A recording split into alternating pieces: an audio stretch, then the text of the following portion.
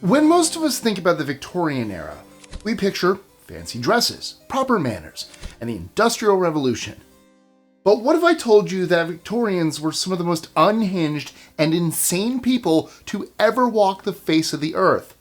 From women bathing in arsenic for the sake of fashion, to street vendors having the most diabolical cleaning habits, this era was filled with practices that are so bizarre, most of them are illegal today, and innovations that were literally deadly. This era was filled with practices that are so bizarre that most of them are illegal today, and inventions that were literally deadly. I'm Mike with List 25, and today I'm digging into 25 Victorian era facts you never knew. Trust me, by the end of this video, you'll appreciate modern life so much more. But before we begin, as always, don't forget to like, share, comment, subscribe, click the notification bell so you don't miss out on any new content. With that all being said, let's get Victorian, as people say. 25. Murder bottles.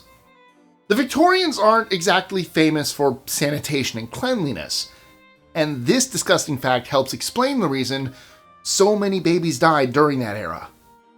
The Victorian people truly thought they were onto something when some genius invented the bottles they used. These glass or earthenware bottles came with long rubber tubes and nipples that let babies feed themselves without needing their mothers to watch them constantly. Sounds convenient, right? Yeah, not so much. The name alone tells you exactly how this went down. The bottles were impossible to clean, and milk would get trapped in the tube and mold. It was the perfect trap for deadly bacteria. And since this was all before germ theory, it took entirely too long for people to figure it out. The results were absolutely catastrophic, with thousands of infants dying from severe illnesses and infections. By the time the connection to the bottle was discovered, there were many teeny tiny graves in way too many graveyards. 24. The Alexandra Limp. This next fact really shows how unhinged Victorian era people were. Not only did women follow the royals when it came to fashion, but they also mimicked the way they walked. More specifically, it became fashionable to limp around just like Princess Alexandra of Denmark. Alexandra married the Prince of Wales and became the biggest trendsetter the British had ever seen. They loved her hair, her dresses, and her gait. She had contracted rheumatic fever as a child, which left her with a permanent limp. A limp that women all over Britain decided was too cool not to have for themselves. This walking style was aptly dubbed the Alexandra Limp, and women went to absolutely ridiculous lengths to pull it off properly, which I'm sure I am not. Some would even alter their shoes or wear mismatched ones to get it right. And I'm not talking about a handful of people either. It was a legit trend that swept the nation. 23. Valentines. In today's world, Valentine's Day is all hearts, flowers, and candy. But in Victorian times, it was the day to prank your enemies. They created vinegar valentines, or hate valentines, to insult and humiliate people, and they were deliberately cruel. People would send these anonymous hate messages to people they didn't like. Mocking poems, unflattering illustrations, and sarcastic verses were the name of the game here. The cards would shame the recipient for any number of things, including their looks, their attitude, or even just being too gossipy. The worst part was that they were cheap and widely available, so this was a rather popular trend. It was a socially acceptable way to bully your neighbor and tell someone just how much you disliked them. And no, they weren't done in jest.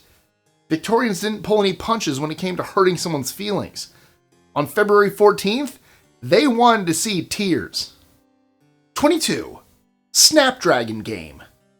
Back in Victorian days, there was a Christmas game that would most definitely get you arrested for endangering children if played today. It was called Snapdragon, and it was an alcohol-fueled nightmare of a holiday tradition. They would play this by filling a shallow bowl with brandy, tossing in a few raisins, and lighting the whole thing on fire. The goal was to grab the raisins out of the bowl with your bare hands and pop them in your mouth while they were still hot, and try not to get third-degree burns in the process. Sounds like something a drunk frat boy created, but no. Parents thought this was a totally reasonable way for their lovely little children to spend the evening, and they made it a family affair. To them, this was good, clean fun, and absolutely nothing could go wrong. 21. Headless Portraits. Speaking of nightmare fuel, have you ever come across some of the photos from this era? In Victorian times, people loved experimenting with all kinds of weird effects, and one that became super popular was taking headless portraits. I mean, who doesn't love looking decapitated? They really thought these were an absolute riot. Photographers would create these creepy images of their subject holding their own head in their lap, or having someone else hold it, or even putting the head on a table beside the body. The weirder, the better. Photo studios would make a killing off this trend. People were paying good money for the macabre snaps and loved showing off their hilarious photos to all their friends. Dark humor was in vogue, and they pushed it to its limits with this one. You've got to be at least a little impressed that they pulled this off before the days of computers and Photoshop, though. 20. Mail delivery. Our modern-day mail system has nothing on Victorian times. This is one of the things they truly did right back then. Their local post was nothing like the snail mail we suffer through today. Back then, they had us beat over in Victorian London. Their mail delivery ran up to 12 times a day, starting at 7:30 in the morning all the way through to 7:30 at night. This meant you could send a letter across town and it would be received within hours. More times than not, you'd even get a reply that same day. It was truly lightning fast service, all things considered. People would actually complain if their mail didn't arrive the same day it was sent. I mean, can you even imagine? Nowadays, you have to hire a courier service to feel that kind of spoiled. The system was so efficient that written communication was casual and frequent. They were basically texting each other using pen and paper, but with far better penmanship and vocabulary. 19. Lachrymatory tear bottle. Mourning was a serious event back in the Victorian era, and they took it to a whole new level with some super strange customs. One of the absolute most bizarre was collecting their tears in special little bottles. These glass or metal vessels were even specifically designed to catch the grieving people's tears. They even had little stoppers that allowed the tears to slowly evaporate over time, which would mark the official end of your grieving period. When those tears were gone, you were legally allowed to stop being sad over your loved one. They kept those bottles like trophies and showed them off to everyone. It wasn't enough to feel upset on their own. They loved having physical proof of their sorrow for everyone to see. They wanted the world to know they were deeply suffering. I mean, who needs tissues when you can cry straight into a bottle and keep it forever? 18. Beards as air filters. We are all aware Victorian-era doctors weren't exactly the best at giving medical advice, and this prescription is totally unhinged. They told men to grow beards as a way to filter air. They truly believed that having thick facial hair would help men breathe easier in the awful coal-filled air. To their credit, the logic seemed reasonable enough. The hair would catch the particles of dust and grime before they got into the mouth and nose. Now, beards weren't just fashion anymore, they were for health. The problem is that this advice is completely backwards. Yes, beards trap pollutants, but they became trapped against men's faces. Men wound up with a permanent ring of dirt on their faces, and their beards were riddled with bacteria. Not only did it worsen their respiratory systems, but it was also absolutely terrible for their skin. 17. Water Cure Journal. When it comes to health, Victorians were obsessed with finding miracle cures for everything. Another of the most unhinged health crazes was something called hydropathy, or the water cure. It was so popular that there was an entire publication started in 1848 by Fowler and Wells called the Water Journal that hailed itself a herald of reforms and claimed water could fix just about any health problem a person had. Victorians used water treatments to cure all kinds of diseases, improve their diet, fix sanitation problems, and even reform the way they dressed. This was more than just upping your water intake to lose weight. This health craze was a way of life. The Water Cure Journal had fashion tips, medical advice, diet tips, and more water theories than you could even imagine. Did it work? Sure, it probably helped with things like cleanliness, weight loss, and hydration, but water is no match for most illnesses and diseases. 16. Invisible mothers. I've talked about the headless photo craze already, but there's another quirky trend I need to get into. This one has to do with how they captured pictures of their babies. Victorian photographers needed the babies to stay still for more than a few seconds to get a good picture. At the time, camera exposure sometimes took several minutes, and any movement at all would ruin the shot.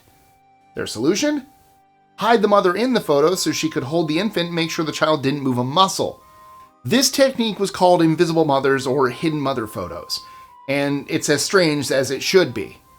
Mothers would conceal themselves behind furniture, under fabrics, and even behind curtains while holding their children completely still. The results were photos of sweet babies sitting on mysterious fabric creatures.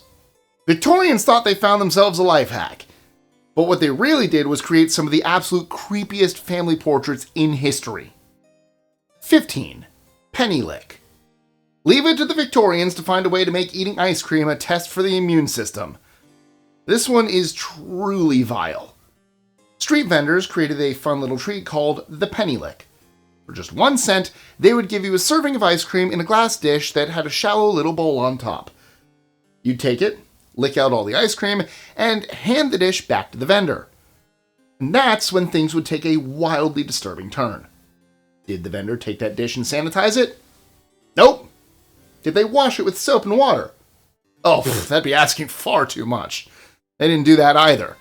What they did do was give it a quick rinse in whatever murky, grimy water they had on hand before topping it up for the next customer. As you can guess, this didn't go well for anyone. Tuberculosis, cholera, and numerous other diseases spread far and wide like wildfire. And, in true Victorian-era fashion, it took a concerningly long time for doctors and scientists to figure out what the problem was. Thankfully, they did, and this practice was banned for health reasons in the early 20th century. You can thank penny lick sellers for the edible ice cream cone. Those were invented when the ban went into effect. 14. Chatelaine. Today's purses have nothing on how the ladies of the Victorian era used to carry around their belongings. The gals at the time basically wore a tool belt called a chatelaine dangling off their dresses. This decorative hook, usually made of silver, enamel, or gold with ornate designs, was clipped to their dress waistband with chains and held all the ladies' everyday essentials. Dangling from their waist were endless items, including watches, thimbles, notebooks, perfume, and even scissors. The name Chatelaine comes from the French word for mistress of the castle, which definitely adds to how bougie this practice felt. The more items they can hang off your dress, the better. It was all about showing off how much of a domestic goddess they were while being practical. What wasn't so practical was trying to sit down with this treasure trove of items dangling from their frocks. Imagine how many things will get caught on the chair and couch when you're wearing this fancy utility belt. 13. Metropolitan Sepulchre. Have you heard of the Metropolitan Sepulchre? Well, if not, this one's going to have your jaw on the floor. For all intents and purposes, it was to be a gigantic death pyramid. Architect Thomas Wilson dreamed up this monstrosity in the 1820s, and it was his answer to the growing problem of London's overcrowded burial grounds. He envisioned a pyramid 90 stories high and covering 18 acres on Primrose Hill that would house millions of bodies. Yes, millions. Had the pyramid-shaped mausoleum come to fruition, it would have been the world's largest burial ground. Wilson and his supporters saw this as a practical solution to the crisis the city was facing, as more and more burials were taking place every single day. However, naysayers did not like this at all. They called it grotesque and feared it would dominate the London skyline. In the end, the project never did move forward. Though can you imagine if it did? 12. Consumptive Chic. On the topic of death, consumption was a huge issue back in the Victorian era, and leave it to the ladies of London to use it to their advantage in the most unbelievable way. The gals of the time managed to romanticize tuberculosis and make it fashionable because, why not? In those days, there was nothing sexier or more attractive than the look of dying from one of the deadliest diseases of the time. Not only did tuberculosis cause pale skin, flushed cheeks, and a delicate appearance, but it also caused extreme weight loss. If you think today's runway models are too tiny, they've got nothing on these gals. This trend took off, and women started to try to look like this on purpose. They'd use makeup to look sickly, they'd go on diets to become stick thin, and they would avoid the sun to stay as pale as possible. The allure of mimicking the appearance of a fatal lung disease was simply too delightful to resist. Even artists of the time jumped on the bandwagon.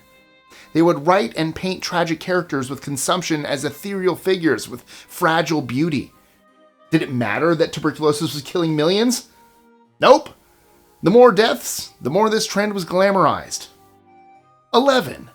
Kaleidoscope Craze. This is probably one of the most normal things that happened during this time in history. I'm talking about the Kaleidoscope Craze. Sir David Brewster invented kaleidoscopes in 1816, and it became an immediate sensation.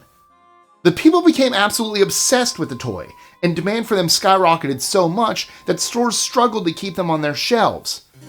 The demand for these simple little toys with mirrors and colored glass pieces had everyone enthralled. They would spend hours watching the shifting patterns in utter fascination. And not just kids. Adults were all over this trend too. Kaleidoscopes took London by storm, and nearly everyone had one. It was harmless fun and a great time waster. And like anything else people enjoy, there were critics. Some tried to claim the kaleidoscope would distract people from serious pursuits and hinder their ability to do their jobs. Kind of sounds like how parents talk about their kids having a cell phone. The frenzy eventually died down, but as we know it, kaleidoscopes are still around today. 10. Fasting girls. Consumption chic wasn't the only dangerous fashion-forward trend. Some girls took dieting to a whole new level. These girls even went so far as to claim they could survive for months or even years without eating. They were called fasting girls. And, as if their claim wasn't shocking enough, the biggest stunner is that people believed them. Yes, folks generally believed these gals had a supernatural ability to live without any food. They were hyper popular, and some were even put on exhibit at the circus or honored in religious communities that thought this was all divine intervention. Some even had families pushing them into this so they could exploit them for fame and money, all while secretly feeding them on the sly. Truly odd behavior. It was all very cunning and very dangerous to their health. In reality, these ladies were experiencing terribly debilitating eating disorders and suffering from severe malnutrition. Eventually, a stop was put to this whole trend when medical professionals began investigating these cases. Doctors soon discovered the act was nothing but a fraud. They publicly revealed the hidden food sources, the lying families, and that the girls had been eating in secret. 9. Pediatric opiate meds. Fussy babies have been the bane of parenting since the beginning of time. An infant crying for hours on end is enough to drive anyone up the wall. Victorians had some rather shocking solutions for getting their own little ones to quiet down. They used drugs. Hard drugs. Popular meds at the time, like Dalby's Carminative, Miss Winslow's Soothing Syrup, and Godfrey's Cordial, were all laced with alcohol, opium, and morphine. These concoctions were marketed as remedies for teething and colic. Parents thought these were virtually miracle cures, and dosed their babies to help them quiet down, sleep, or even just be more compliant. As you might expect, this led to countless overdoses and infant deaths. And like most other dangerous things of the era, the link to the potions wasn't discovered for years. It took until the late 19th and early 20th centuries for restrictions to be put into place that put a stop to parents drugging their babies with those dangerous cure-alls. 8. Hot Cockles. In number 22, I talked about Snapdragon and how awful that was. This time, I'm getting into the fun that was Hot Cockles, which is just as unhinged. In this Christmas party activity, a player would kneel down and put their head in someone's lap and cover their eyes, while other players took turns hitting them on the back. The blindfolded person would have to guess who was striking them. If they guessed right, someone else would take their place. If they guessed wrong, the violence would continue. Talk about fun for everyone! Hot Cockles was often quite unpleasant for the person who was the target. Duh. If they didn't guess right fast enough, they'd come away pretty battered, bruised, and rather embarrassed.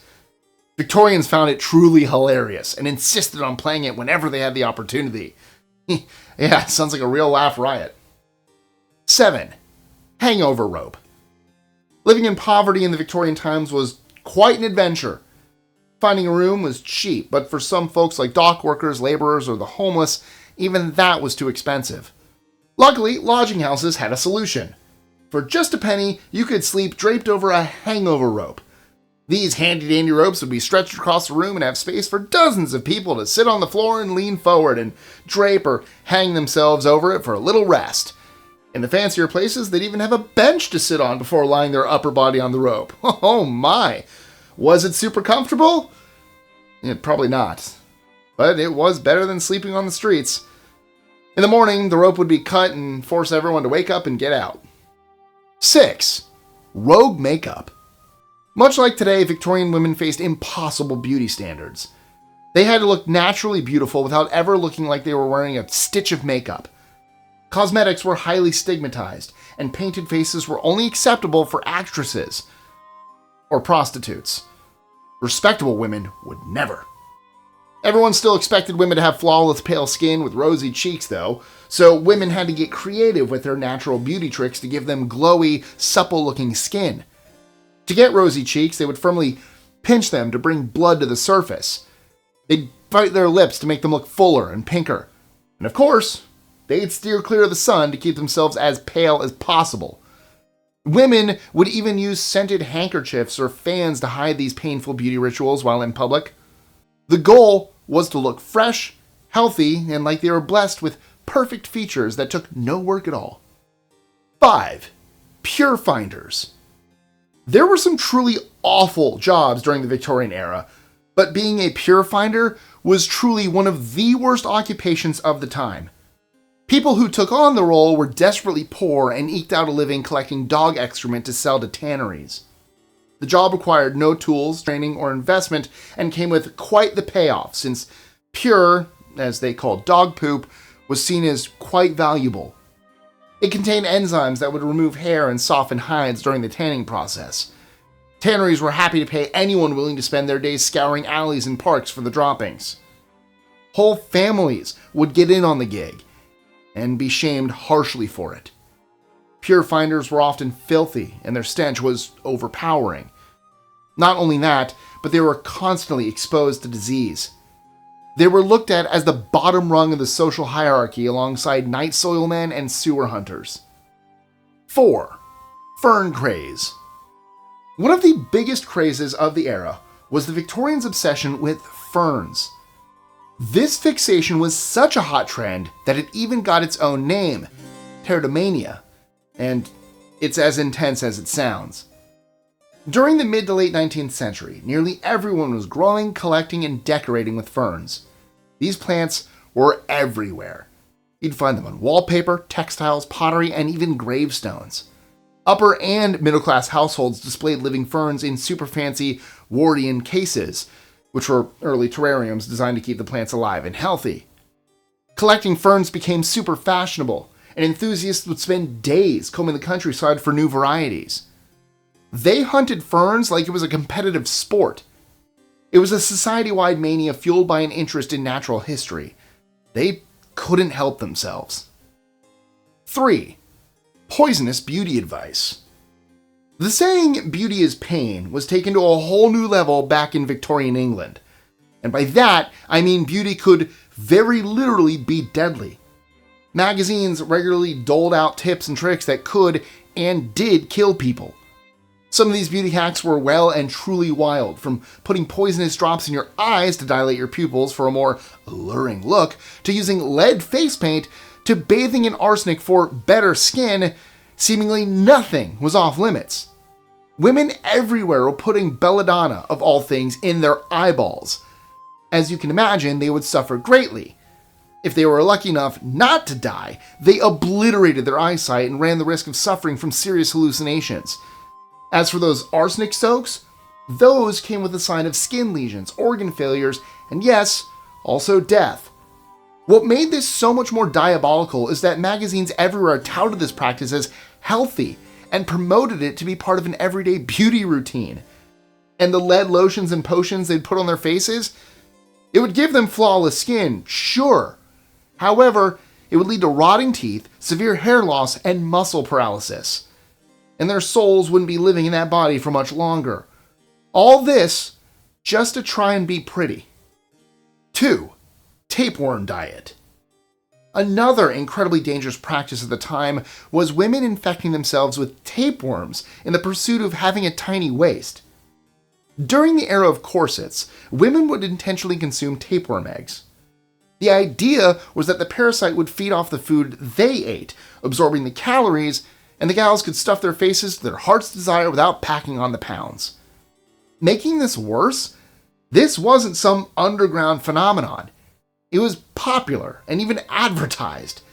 Ladies would dose themselves with the worm eggs and let them grow up to several feet long inside their bodies. The health consequences were horrendous. Severe malnutrition, intestinal blockages, and organ damage were common. And that's for the women who lived through this. Parasitic infection seemed preferable to being full-figured. 1. Pluto Lamps. Vending machines of today have nothing on the ones from the Victorian era. Our fun final fact is about Pluto Lamps. This neat invention was a coin-operated lamp that also doubled as a dispenser for all kinds of things, like tea, coffee, hot water, and even beef tea and cigarettes. It was quite the affair. Imagine walking down the street and getting a hot drink or a smoke from a street lamp. They were introduced in 1897, but only lasted 2 years due to rampant fraud. People quickly found ways to game the system. Instead of coins, they'd use round pieces of metal or tin. This was so widespread that the machines simply were not profitable. By 1899, the Pluto lamps were removed, and street vendors took their place. And there you have it. 25 Victorian-era facts that show why the life expectancy was only around 45, if they were lucky to even get that far. Which fact shocked you the most? The people back then really showed how humanity could find all sorts of crazy ways to ruin their own lives. If you enjoyed learning about these historical disasters, well, you'll love my video on 25 historic mysteries scientists are still unraveling. It is packed with strange, unsolved puzzles that continue to baffle the experts to this day. I'll link it in the description below, and it'll probably pop up here in the next few seconds. But before you go, let's test your knowledge of Victorian England with a little trivia.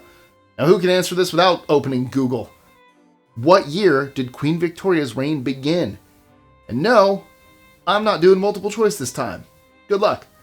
As always, like, share, comment, subscribe, notification bell, and I'll catch you guys next time. Fun fact, Queen Victoria and I share the same birthday, so could be the Michaelian era instead. Let's do it.